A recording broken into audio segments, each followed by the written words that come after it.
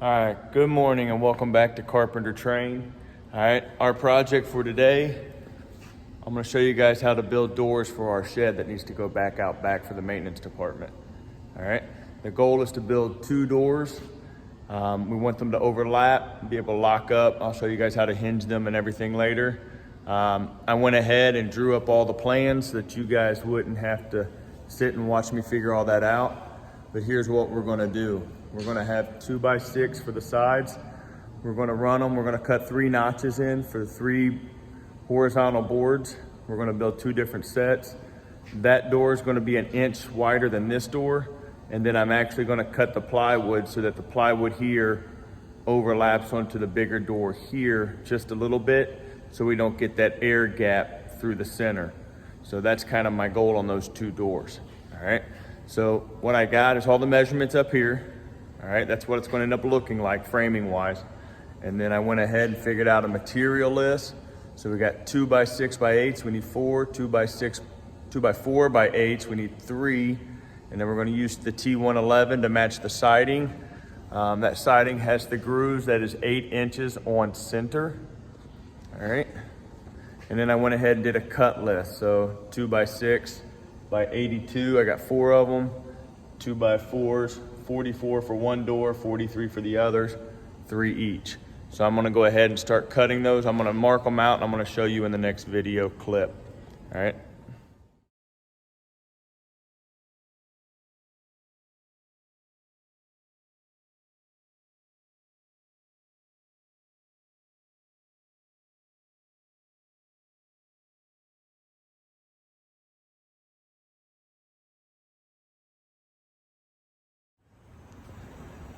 All right, so I cut the notches in my 2x6.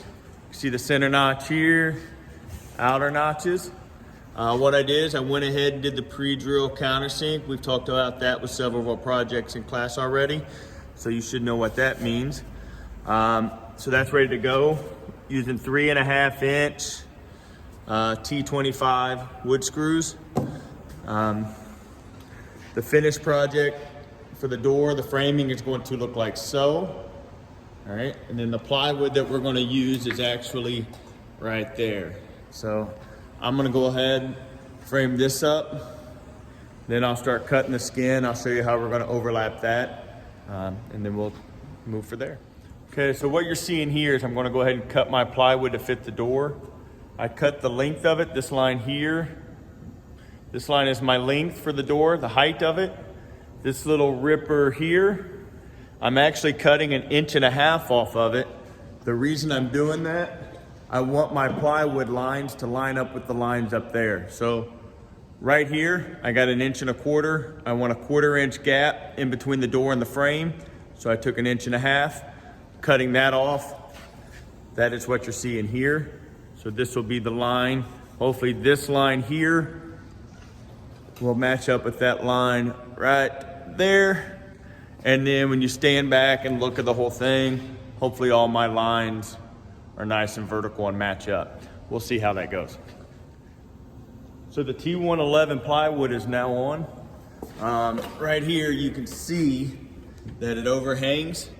All right, I overhung it about 5 inches.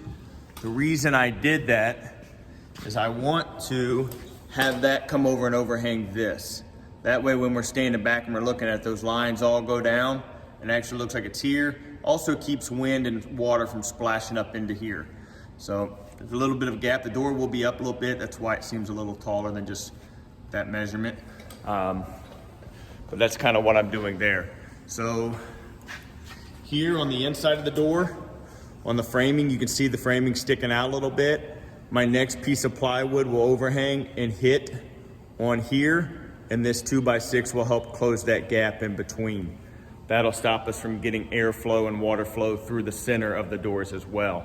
So some people watching this video might wonder why I use 2x6. The reason I use the 2x6 for the verticals is when I go to put my trim on, we've done this in the past, and I want my 1x4 to be able to be on here and get nailed onto that 2x6 without having any issues, without going through the plywood and sticking out the back. Over here on this side, that 2x6 will run to here. That'll help me when I go to add my hinges, just add some extra strength to the door. So there'll be a heavy door, but there'll be heavy hinges. It should be good. And for 2 4-foot doors, I think that's going to probably be the best plan for us. All right, so the doors are all screwed together now. As you can see right here, this is what I was talking about with the overlap. So a little bit of a gap in there so that the doors don't hit. This plywood will overlap this plywood. Takes out that air gap. Also, when I put the hinges on it, it'll help that door stay stiffer and they'll lock together a lot easier, a lot better. Next time you see these doors, they'll have a coat of paint on them. Paint used to be orange and brown to match the auto brick wall. Now it's going out by the football field, so we're switching the colors over to match our other barns outside. So it's going to be blue. Everywhere you see the dark brown trim, that is going to be white. Shingles are still in pretty good condition, so we won't do a shingle tutorial for this. Hopefully I can find something to do some shingles on before the end of the year so you guys can learn how to shingle. But the front of the barn is going to look like that next time you see it.